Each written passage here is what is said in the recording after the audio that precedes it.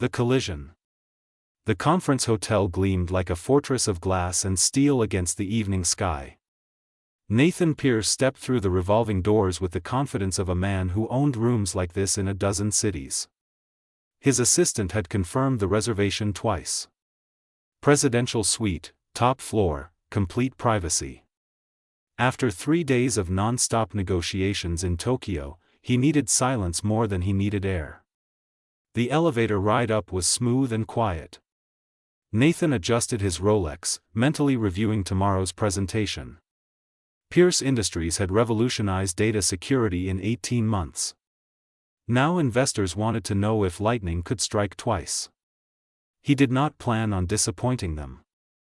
The suite door clicked open. Nathan stepped inside and froze. A woman stood by the window, phone pressed to her ear, her voice cutting through his expected silence like a blade through silk. She wore a charcoal business suit that had clearly survived a long day, her dark hair twisted into a practical knot that was beginning to come loose. She did not notice him at first. "I don't care what the system shows," she said into the phone, her tone sharp enough to draw blood. "I have a confirmation number. This room is mine." Nathan set down his briefcase with deliberate force. The sound made her turn. Their eyes met. Hers were deep brown, intelligent, and absolutely unimpressed. "I'll call you back," she said, ending her conversation without breaking eye contact. "Can I help you?" Nathan's jaw tightened. "This is my room." "Funny," Violet replied, folding her arms. "The front desk said the exact same thing about me. There's been a mistake. Obviously. The question is whose?" Nathan pulled out his phone, already dialing the front desk. The conversation that followed confirmed his worst suspicion. System error. Conference overflow. No available rooms within 50 miles. The apologetic manager offered complimentary breakfast and spa credits as if that solved anything. "So what you're telling me," Nathan said, his voice dangerously calm, "is that I'm expected to share this space." "We can arrange a cot, sir." "That won't be necessary." He ended the call and looked at the woman who was somehow still standing in his room. "I'll buy out your reservation." "Name your price." Violet laughed. Actually laughed. "You think everything has a price?" "In my experience, yes." "Then your experience is limited." She walked past him toward her suitcase, which sat open on the luggage rack. "I'm not going anywhere. This room is as much mine as it is yours." Nathan's hands flexed at his sides. He was not accustomed to people who did not bend. In boardrooms, on conference calls, even in negotiations with competitors, people eventually yielded. This woman acted like she had never heard the name Nathan Pierce. "Fine," he said, the word tasting bitter. "But we establish rules." "Immediately." "Agreed." They stood on opposite sides of the king-sized bed, the furniture a demilitarized zone between them. "No personal questions," Nathan said. "No uninvited guests," Violet countered. "Lights out by 11. No phone calls after 10. The bed is mine." Violet raised an eyebrow. "Excuse me? I booked this room first. The bed belongs to whoever has seniority. That's not how this works. We split it or take turns. I don't do martyrs and I definitely don't do entitled." The word entitled hung in the air like a challenge. Nathan felt his control slipping, something that rarely happened. This woman did not know who he was. Worse, she did not seem to care. "Fine," he said again. "We alternate. Tonight is mine. Tomorrow is mine. Deal." The agreement felt like a truce in a war neither of them had declared. Violet returned to unpacking with efficient movements. Nathan noticed despite himself how organized she was. No chaos spilling from her luggage. Just precise, practical choices. "You're here for the summit," he said. Statement, not question. Crisis management consultant. She did not look up. You? Technology sector. Data security. Now she did look up. Something flickered in her expression. Recognition, maybe. Or assessment. Pierce Industries. So she did know. Nathan waited for the usual response. The deference, the sudden shift in tone. It did not come. I've heard of your work, Violet continued. Impressive growth. Risky strategies. Risk is necessary for innovation. Risk is necessary for disaster too. The difference is preparation. Nathan felt an unfamiliar sensation. Interest. Actual, genuine interest in what someone else thought. You sound like you speak from experience. I clean up other people's disasters for a living. Experience comes with the territory. She disappeared into the bathroom. Nathan heard water running, the sound of her evening routine beginning. He loosened his tie and moved to the desk, pulling out his laptop. Tomorrow's presentation needed final revisions. Numbers never lied. Numbers never argued. Numbers were safe. When Violet emerged 20 minutes later, her suit had been replaced by simple sleepwear. Nothing revealing, nothing designed to attract attention. Just practical comfort. Her hair hung loose now, dark and straight past her shoulders. Without the armor of her business attire, she looked younger. More vulnerable. Nathan looked away quickly, focusing on his screen. You always work this late? Violet asked, settling onto the couch with her own laptop. Success doesn't respect business hours. Neither does burnout. He glanced at her. Personal experience? Observation. I've watched plenty of brilliant people destroy themselves because they confused exhaustion with dedication. And you've never crossed that line? Violet's fingers paused on her keyboard. I didn't say that. The honesty surprised him. Most people in their world dealt in performance. Confidence as currency. Admission of weakness was practically heresy. Yet here she was, acknowledging vulnerability like it was simply another fact. Why crisis management? Nathan asked, breaking his own rule about personal questions. Violet considered not answering. He could see the calculation in her eyes. Then she shrugged. Because I'm good at seeing disasters before they happen. And I'm even better at convincing people to listen before everything falls apart. Do they? Listen? Sometimes. Usually not until it's almost too late. That must be frustrating. It's human nature. People don't want to hear bad news, especially from someone who might be smarter than they are. She smiled, but it did not quite reach her eyes.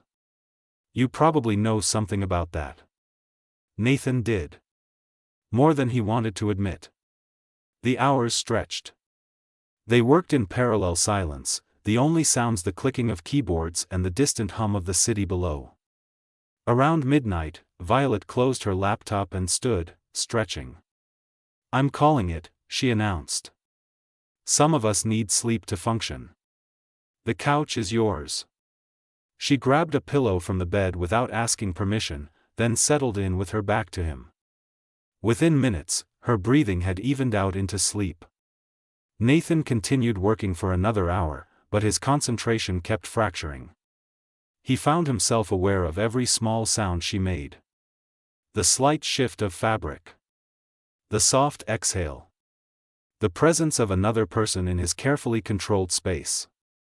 When he finally turned off the lights and lay down, the bed felt too large and too empty at the same time. Tomorrow would be different, he told himself. Tomorrow they would go their separate ways at the conference. This was temporary. Manageable. Under control.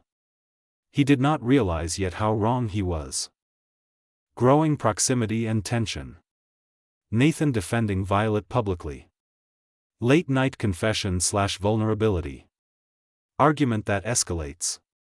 The unexpected kiss. Mourning after consequences. Resolution and new beginning. I'll maintain the third-person narrative style, keep the language simple but engaging, and make sure the romantic tension builds naturally to that pivotal kiss moment. Part 2, the transformation. Morning came with unwelcome brightness. Nathan woke to the sound of the shower running and the smell of coffee. He sat up, momentarily disoriented. Then reality settled back in. The shared room. The woman on the couch. Except the couch was empty now, sheets folded with military precision. Violet emerged from the bathroom fully dressed, hair twisted back into its professional knot. She held a coffee cup like a weapon. "There's more in the pot," she said without looking at him. "Conference starts in 90 minutes. Nathan checked his watch. 6:45. "You're up early." "I don't sleep well in strange places." Something about the way she said it made him wonder what other places she had slept poorly. What other rooms she had shared with people she did not trust. He pushed the thought away. They moved around each other with careful choreography. Nathan showered while Violet reviewed notes. She gathered her belongings while he dressed. They were professionals. Adults. This was manageable. The conference center buzzed with energy. Hundreds of executives, consultants, and investors packed into endless hallways lined with booths and presentation rooms. Nathan navigated it like a battlefield, shaking hands, making calculated small talk, always aware of who was watching. He saw Violet across the main hall around 10. She stood in a circle of men twice her age, her posture relaxed but alert. One of them said something dismissive. Nathan could tell by the way the man's smile did not reach his eyes. Violet's expression did not change, but her response made the man step back slightly. Nathan found himself moving closer, close enough to hear. "With all due respect," Violet was saying, her voice level and professional, "if you had listened to that advice 6 months ago, you would not be dealing with the lawsuit you are currently facing." The man's face flushed red. "Young lady, I don't think you understand the complexity. I understand that ignoring regulatory compliance because it's inconvenient is not complexity. It's negligence." She smiled, sharp and polite. "But please, continue explaining my own field to me." The circle shifted uncomfortably. Nathan felt something unexpected. Pride. He did not even know her, not really, but watching her refuse to be diminished sparked something in his chest. Their eyes met across the space. Violet's expression flickered with surprise before she looked away. The day continued in a blur of presentations and networking. Nathan delivered his keynote at 2. The room was packed. He spoke about innovation, disruption, the future of data security. The applause was exactly what he expected. Polite, impressed, safe. Afterward, investors swarmed him with questions and cards. In the middle of the chaos, he caught sight of Violet standing near the back of the room. She was not networking. Just watching. When their eyes met again, she nodded once. Acknowledgement. Maybe even respect. That evening, the conference held a formal dinner. Nathan attended because absence would be noticed. He sat at a table with other tech founders, enduring small talk about market trends and acquisition rumors. Violet sat 3 tables away with a different crowd. Then Marcus Holloway appeared. Holloway was old money and older grudges. He had tried to poach Nathan's chief technology officer 2 years ago. The attempt had failed spectacularly, and Holloway still carried the resentment like a badge. "Pierce," Holloway said, dropping into the empty chair beside Nathan. "Saw your presentation. Cute." Nathan did not react. "Marcus. That security protocol you're developing. Heard it's having some hiccups." "You heard wrong." "Did I?" Holloway leaned back, swirling his whiskey. "Funny. My sources say otherwise." Nathan's jaw tightened. His sources were wrong, but the rumor itself was dangerous. Perception mattered in this industry. Doubt spread faster than truth. Your sources need better information, Nathan said calmly. Holloway laughed. Maybe. Or maybe you're so busy playing innovator that you've lost sight of the basics. He gestured vaguely toward Violet's table. Like that consultant you've been shadowing. What's her name?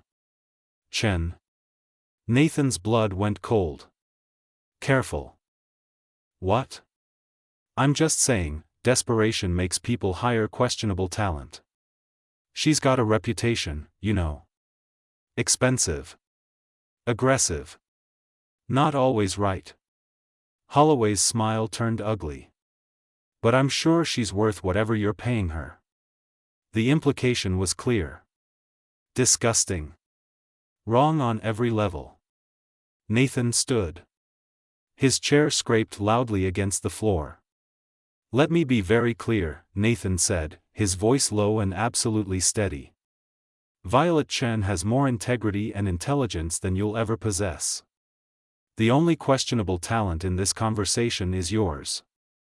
And if I hear you spreading rumors about either of us again, I will make it my personal mission to ensure everyone in this industry knows exactly what kind of man you are. The nearby tables had gone quiet. Holloway's face turned purple. Nathan did not wait for a response. He walked away, heart pounding with anger he rarely allowed himself to feel. He found Violet outside on the terrace, standing alone by the railing. The city stretched out below them, lights flickering like fallen stars. That was stupid, she said without turning around. Nathan stopped beside her. You heard. Everyone heard. You don't exactly whisper when you're angry. He had no right. He had every right to be an ass. That's what men like him do. Violet finally looked at him. But you didn't have to defend me. I can handle Marcus Holloway. I know you can. Then why? Nathan did not have an answer that made sense. Or maybe he did and just did not want to admit it. Because it was the right thing to do, he said finally. Violet studied his face in the dim light. Something in her expression softened. Thank you. They stood in silence. The night air was cool, carrying the scent of rain that had not fallen yet. Nathan was intensely aware of how close she was. Close enough that he could see the slight tension in her shoulders. Close enough to realize she was not as unaffected as she pretended. Why do you do this? Violet asked suddenly. Build companies, fight battles, never let anyone close? Personal question. We're breaking lots of rules tonight. Nathan exhaled slowly. Because it's simpler. Safer. Lonelier. Maybe. Definitely. Violet turned to face him fully. You know what I think? I think you're terrified of what happens when someone sees past all this control you've built. When someone sees you're just as human as the rest of us. The words hit harder than Nathan expected. And you? Why do you push everyone away with sharp words and sharper walls? Because people leave anyway. Might as well make it on my terms. The honesty was staggering. Raw. Real. That's a lonely way to live, Nathan said quietly. So is yours. They were closer now. Nathan did not remember moving. Neither did Violet. But suddenly the space between them had shrunk to nothing but intention and held breath. This is a bad idea, Nathan said. Terrible idea, Violet agreed. Neither of them moved away. We have rules, Nathan continued, his voice rougher now. We've broken most of them already. This changes everything. I know. The kiss happened in the space between one heartbeat and the next. Nathan did not know who moved first. Maybe both of them. Maybe neither. But suddenly her lips were on his and the world narrowed to just this. Just her. Violet's hand fisted in his shirt. Nathan's fingers tangled in her hair, loosening that careful knot until dark strands spilled over his hands like silk. The kiss was not gentle. It was weeks of tension compressed into seconds. Anger and attraction and something deeper neither of them had words for. When they finally broke apart, both breathing hard, reality crashed back in.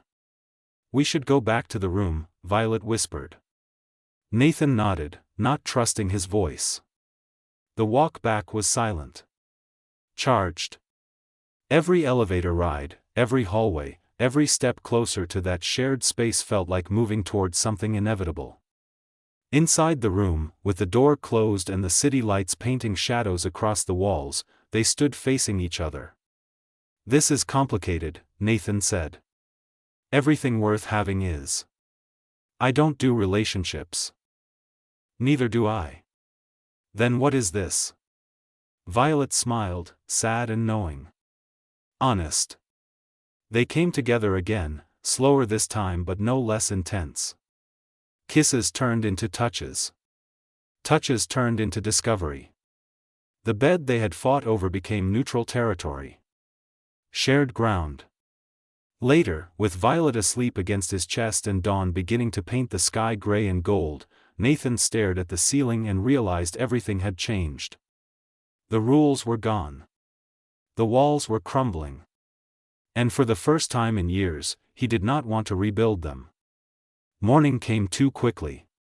Violet woke first, awareness returning in stages. The unfamiliar weight of an arm across her waist. The steady rhythm of breathing that was not her own. The memory of what they had done.